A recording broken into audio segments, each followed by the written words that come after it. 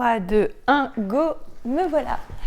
Super Julie is back en 2017 pour vous parler d'une boîte qui peut vraiment vous sauver la vie, vous les petits CP et tous leurs parents, parce qu'on est là en janvier, un moment assez charnière pour les CP, parce qu'on parle toujours de l'apprentissage de la lecture, faut qu'à Noël, ça y est, ça a démarré.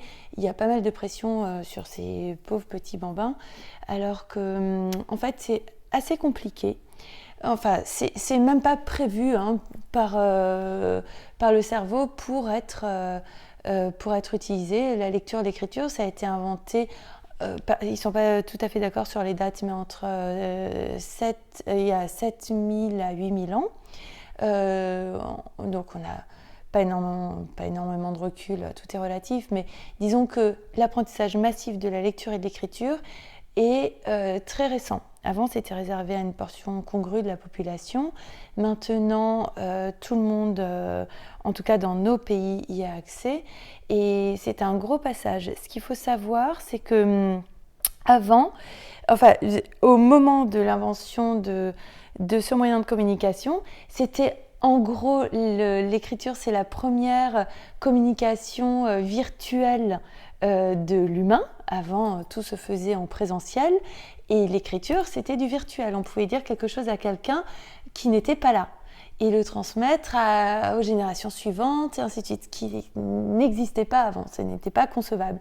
Il a fallu que le cerveau se réorganise ses circuits pour recréer les chemins de la lecture et de l'écriture, et donc c'est l'hémisphère gauche qui s'en charge.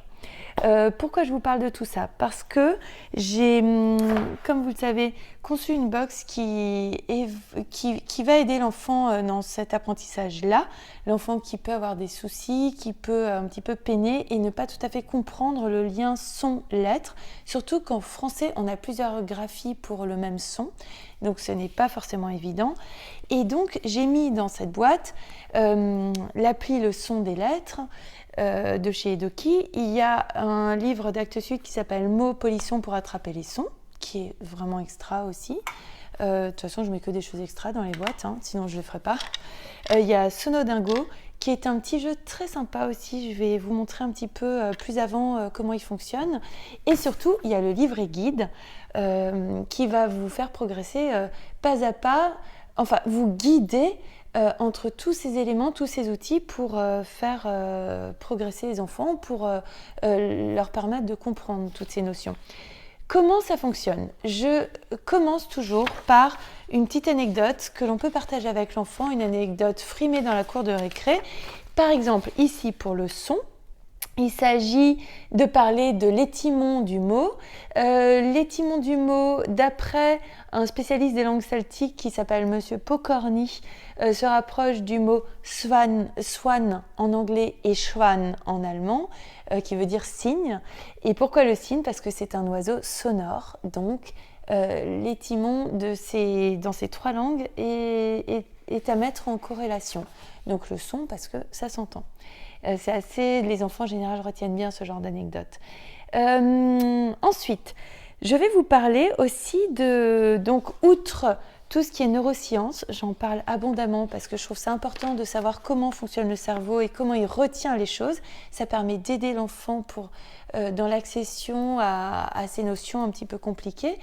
Par exemple, je parle d'une étude aussi, là pour distinguer la syllabique et la globale, et pourquoi l'une et pas l'autre, ou pourquoi les deux, mais pas la globale en exclusivité.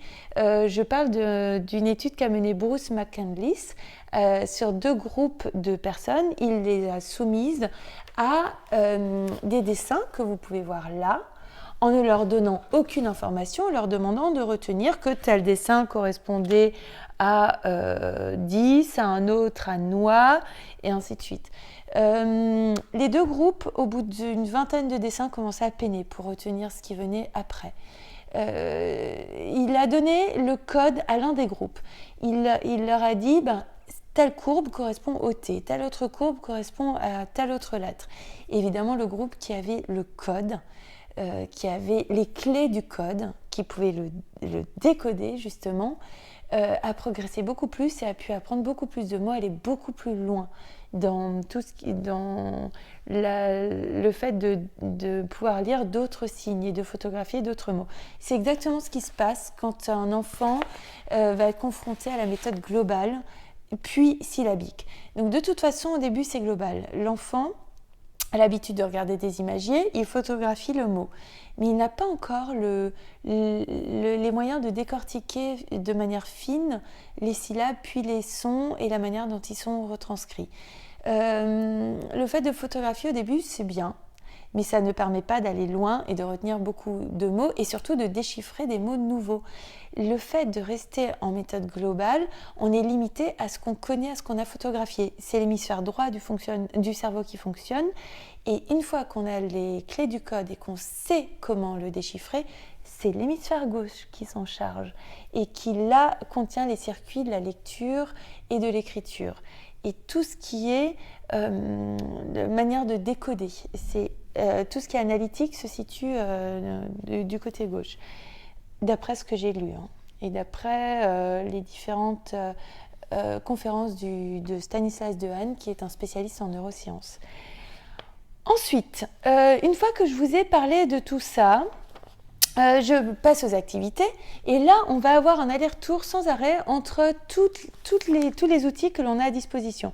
Donc l'application Leçon des lettres, on a par exemple un petit jeu qui consiste au début à bien analyser les syllabes, bien faire le distinguo des syllabes, parce que un enfant qui comprend mal les syllabes, qui entend mal les sons, qui ne les distingue pas, ne saura pas les écrire et ne comprendra pas ce qu'on lui demande de signifier et d'analyser. Donc il est vraiment primordial de passer par la syllabe et ensuite d'affiner, d'aller vers le son. Et il faut que l'enfant entende chaque syllabe pour ensuite entendre plus finement chaque son. Là, donc, je vous propose d'aller dans la boîte à crayons en bas. On a toutes les petites images qui sont utilisées dans cette appli. On choisit ce que l'on veut et on va scander les syllabes. Ananas, en tapant dans les mains. Les enfants adorent scander, ils adorent modifier les mots, ils adorent jouer avec les mots. C'est vraiment quelque chose qui leur est naturel. Il ne faut pas croire qu'on leur demande quelque chose de pas très agréable ou de forcé. Non, en général, ils aiment bien jouer avec tout ça. Une fois que l'on a vu plusieurs mots là dans l'application, je propose de passer à Sonodingo, par exemple. Là, pourquoi ce jeu est bien fait, pourquoi j'aime bien m'en servir, c'est que même pour l'enfant qui ne sait pas lire, il y a une aide. Il y a déjà une petite illustration, fort jolie à chaque fois, très simple. Et on a aussi une petite fleur qui donne les syllabes qui se ressemblent, même quand on ne sait pas lire. C'est-à-dire que là, on va prononcer corbeau, corbeille, et on voit la petite fleur qui est identique pour la première syllabe. Donc, elle est bleue avec un pétale jaune de chaque côté et elle se ressemble. Si je prends ici traîneau et trèfle, on voit aussi que trait, prononcé de la même manière. D'ailleurs, on a l'écriture phonétique aussi, est représentée de la même manière par une petite fleur. L'enfant qui ne sait pas lire pourra jouer. On va jouer à un memory, par exemple. On va retourner toutes les cartes qui ont par paire qui ont les syllabes initiales identiques. L'enfant devra retourner, prononcer le mot à voix haute à chaque fois et repérer si la syllabe est identique. Donc là, l'avantage, c'est qu'à chaque fois qu'il joue et qu'il voit l'image, qu'il prononce ce mot, il voit la manière dont c'est écrit. Alors, il ne va pas tout retenir, mais au fur et à mesure, ça vient petit à petit. C'est pas ce qui va lui apprendre à lire, mais ça lui apprend à enregistrer déjà les syllabes et la manière dont elles se prononcent.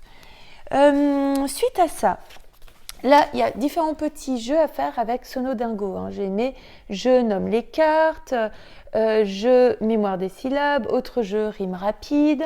Donc là, il y a plein de petits jeux de manipulation avec ces cartes-là. Une fois que l'on a fait ça, je propose de passer au livre Mots polissons pour attraper les sons. Et là, on a par exemple, page 26-27, une histoire de bateau, mon bateau. On va demander à l'enfant de repérer le son qui revient souvent dans le petit poème qu'on va lire, la petite comptine. J'ai fabriqué un bateau, un très beau bateau, avec un petit drapeau. Je l'ai mis dans un seau d'eau. Je refuse d'aller sur l'eau d'un si petit seau, a dit mon bateau. Et ainsi de suite, et ainsi de suite. On accentue le son qu'on veut lui faire repérer. Parce que ça l'aide aussi là à bien repérer le son qui est à l'honneur. Je donne différentes pages pour s'amuser avec ces petites comptines qui sont joliment illustrées et qui sont fort sympathiques à lire. C'est un vocabulaire qui est accessible, qui leur parle, qui est tout à fait en rapport avec l'enfance, avec ce qu'ils vivent, donc c'est toujours très chouette. Je vous en montre un autre. Voilà. Et ensuite, ça c'était le premier chapitre pour repérer les syllabes. Ensuite, donc le repérage des syllabes, je passe à quelque chose de plus fin. Les sons. Comment faire le distinguo entre les différentes sonorités et reconnaître les sons similaires. Donc là, il faut affiner l'ouïe parce qu'il y a des différences en français entre le « et le « est ». Comme vous le savez, le « un » et le « un ». C'est assez fin. Il y a une méthode qui est pas mal utilisée en classe, c'est comme ça que j'ai appris moi petite, je me rappelle encore, et la maîtresse de ma fille l'emploie, c'est la méthode Borel-Mesoni qui était initialement prévue pour des enfants malentendants, mais qui est très bien faite parce qu'elle a l'immense avantage d'occuper les mains de l'enfant. Et quand un petit a les mains occupées, il ne pense pas à triturer son pantalon, les cheveux de son voisin, il est vraiment à ce qu'il fait. Et ça me plaît beaucoup. Donc par exemple, le son A pour Borel-Mesoni, c'est A. On sent que le son peut être long, on le pousse devant sa bouche et il dure. Le son O, pareil, O. Le son E se représente comme ça. Donc cette petite méthode est facilement trouvable sur internet et permet là aussi de gestualiser chaque son, ce qui est pas mal pour que l'enfant retienne et puis se l'approprie. Suite à cela, évidemment, on navigue sans arrêt. J'émaille mon petit livret d'activités à faire sans matériel. Comme ça, pour s'amuser, parce qu'on est en train de cuisiner, qu'on a le petit à côté et qu'on peut le faire travailler parce que tout est propre à s'amuser avec les sons. Par exemple, si on a des mots commençant, on va chercher avec l'enfant des mots commençant par A. Arbre, astronaute, allumé, voilà. Et on va ensuite lui demander de les prononcer en enlevant ce premier son. Donc on enlève le son A. Qu'est-ce que ça donne? Arbre. Ah oui, c'est étrange. Hein. Stronaute, lumé. Ensuite, on cherche des mots dont la fin se prononce A. Chocolat, koala, aristo-chat. Et là, on lui demande d'enlever le son A aussi pour bien le repérer. Chocole, aristoche, koal. Nous, ça nous fait bizarre, vu comme ça, dit comme ça, mais l'enfant, vraiment... aime ce genre d'exercice parce qu'il aime bien jouer avec les sons, tout simplement, et avec les mots, il aime bien en créer de nouveaux aussi. Donc là, il se les approprie. C'est une grande force, hein, c'est d'une grande puissance, ça. On va lui demander, si on est en cuisine, de jouer avec les légumes, par exemple. Donc, on va lui dire « aubergine » et on va demander à l'enfant de trouver le légume correspondant. Donc, en plus, ça permet d'apprendre de nouveaux mots parfois. Donc là, aubergine, gagné. Ourgette, courgette. Et là, on isole encore plus finement le son K. Radis, ce sera un radis. Et ainsi de suite. Après, on peut, si on veut rester dans la syllabe, on va lui dire mat. Il doit trouver tomate, évidemment. Donc là, petit jeu rigolo. On repasse au son des lettres. Et on va laisser l'enfant librement jouer avec les étiquettes d'images qu'il voit, il écoute, il prononce. Donc là, le son des lettres, je vous montre dans la boîte à son. Il prend une image. Et puis il écoute la prononciation et ensuite il va s'enregistrer, écouter ce qu'il a dit et surtout voir s'il a bien prononcé. Donc là, banane, banane. Et donc là, ça permet de s'entendre et d'avoir un retour sur ce que l'on dit, voir si on est intelligible, parce que évidemment, quand on s'exprime, c'est pour être compris. Ensuite, livre polisson pour attraper les sons, différentes activités là encore à faire, et puis toujours Sonodingo avec différents jeux comme le bazar qui va aussi faire jouer l'enfant pour bien repérer les sons un petit peu plus compliqués. Ensuite, on va passer du son aux lettres. Et là, effectivement, ça se complique. Mais on va demander à l'enfant, par exemple, d'enlever un son et de trouver, comme avant, mais on va demander d'enlever un son à l'intérieur d'un mot et essayer de trouver comment il se prononce. Donc, par exemple, si j'enlève le son O à gorille, ça fait grille. Ça crée un nouveau mot et un mot qui existe. Donc là, on joue avec les sons. Pareil, si j'enlève le son O à chocolat, oulala, c'est difficile à prononcer cela. Chkla. Donc là aussi on repère. Si j'enlève le son A à Paris, eh bien ça donne prix. Donc un mot qui existe, c'est rigolo. À genou, on enlève le son E, ça fait gnou. Et là, attention, on repère que le son G va se prononcer G, ce qui n'est pas facile. On va aider l'enfant et on va le lui dire. Tout ça, on joue avec lui. Donc, petit jeu pour introduire cela. Ensuite, on va passer à tout ce qui est syllabique et commencer à lui montrer, à jouer avec les jours de la semaine, par exemple, et lui faire repérer le son récurrent dans les jours la syllabe récurrente dans les jours de la semaine. Donc lundi, mardi, évidemment c'est di qui revient tout le temps. On lui dit que di signifie jour en latin et que c'est comme ça qu'ont été construits ces noms de semaines, de jours de semaine. Et là on va pouvoir appuyer le fait que di se forme avec D et I. Si on a des petites lettres en bois, on peut les mettre côte à côte et lui montrer la sonorité. Lui montrer l'accord du D et du I qui se prononce di. En plus, c'est un mot familier qu'il voit tout le temps. On fait tout le temps la date en classe. Donc, il ne sera pas déstabilisé en voyant le mardi, le mercredi et tous ces jours-là. Évidemment, tout ce qui est papa, maman sont des mots à voir facilement. Petit détour par les neurosciences, le cheminement dans la mémoire, l'encodage, le stockage, la récupération, la lecture de mots et l'erreur. Le livret fait 25 pages, je ne peux pas tout vous détailler, ce serait un peu trop long. En tout cas, on a sans arrêt un aller-retour entre, là encore, l'application avec différentes activités à faire. On va plus loin dans l'appli. Le jeu Sonodingo, où là on a un jeu un petit peu plus poussé encore, avec là l'alphabet phonétique qui peut vous aider, vous.